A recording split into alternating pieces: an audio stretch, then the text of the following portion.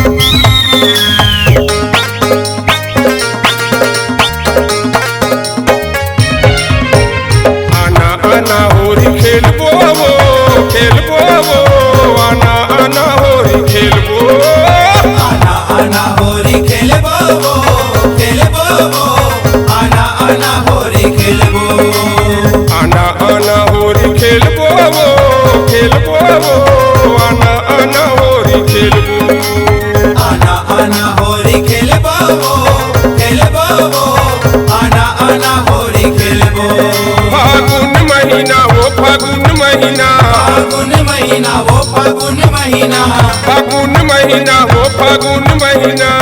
आना आना होरी खेलबो आना आना होरी खेलबो खेलबो आना आना होरी खेलबो आना आना होरी खेलबो खेलबो आना आना होरी खेलबो।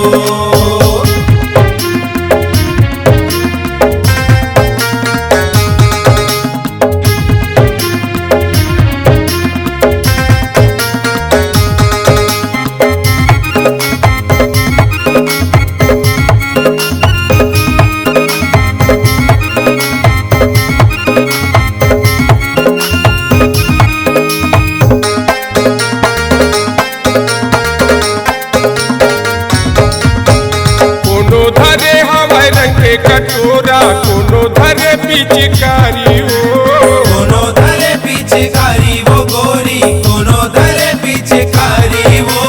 कोनो दिखत हवा चितर काबर कोनो दिखे निचटकारी वो कोनो दिखे निचटकारी वो गोरी कोनो दिखे निचटकारी वो फागुन महीना वो फागुन महीना फागुन महीना वो फागुन महीना आना आना होरी आना आना होरी खेलबो खेलबो आना आना होरी खेलबो।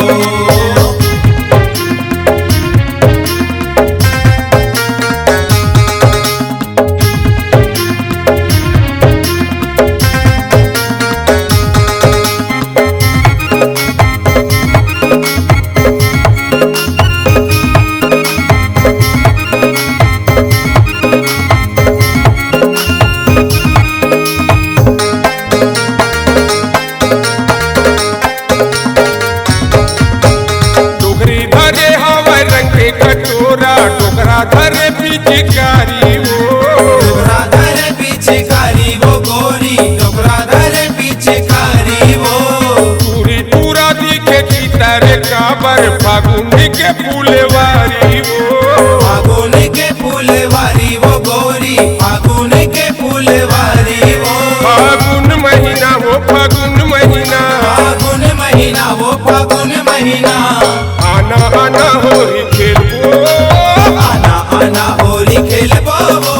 खेलबो आना आना होरी खेलबो।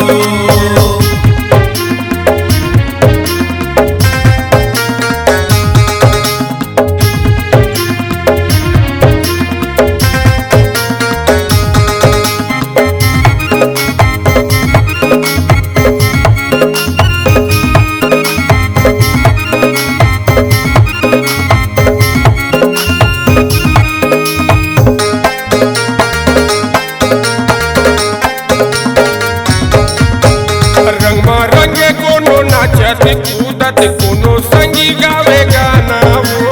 कोनो संगी गावे गाना वो गोरी कोनो संगी गावे गाना वो कोनो पी के भगवाए परे प्रेम मारे ताना बाना वो प्रेम मारे ताना बाना वो गोरी प्रेम मारे ताना बाना वो फागुन महीना वो फागुन महीना फागुन महीना वो फागुन महीना आना आना होरी आना आना होरी खेलबो खेलबो